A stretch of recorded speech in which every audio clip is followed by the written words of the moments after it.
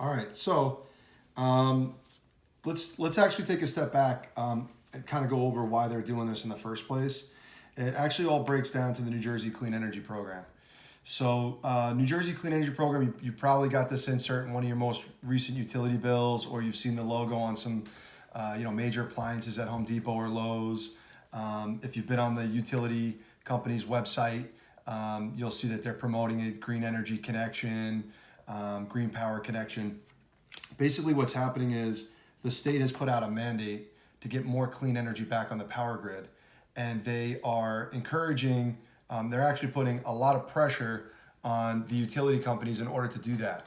So there's about a 21% mandate of clean renewable energy that's put on the utility companies to be met by the year 2021.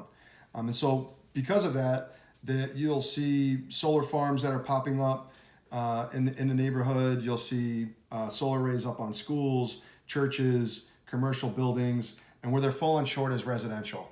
So they're looking at sites just like this one, and they're looking for participants that could potentially, move forward with clean energy.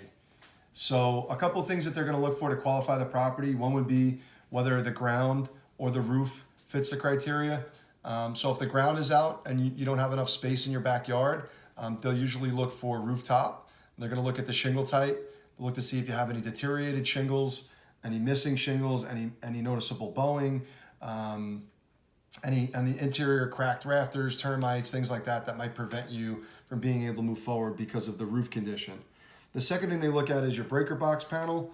The breaker box panel is going to play a part based on your amp service. If it's a really old, outdated breaker box with glass fuses, or if it's a Federal Pacific panel, some of the stab lock panels are not qualified, and they would need to be replaced before being able to move forward.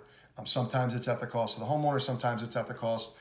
Sometimes the utility company or the solar contractors chip in for those costs, depending on how much sun you get, how well the site would produce. The third thing would be your utility bill. So I'll break that down for you in a second, but basically they're going to look at the consumption graph on your bill to determine whether or not you have enough power that it makes sense for them to put an array on the site and be able to utilize it for clean energy. So tell me real quick before I break down the bill, do you know how solar works? No. I looked into it once, but it was too much money, and I didn't want to shell all the cash out. Okay, so I just want to break it down for you real quick. Solar actually is a lot.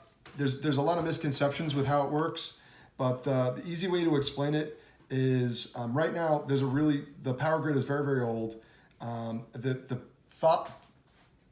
The power is based on fossil fuel based energy, and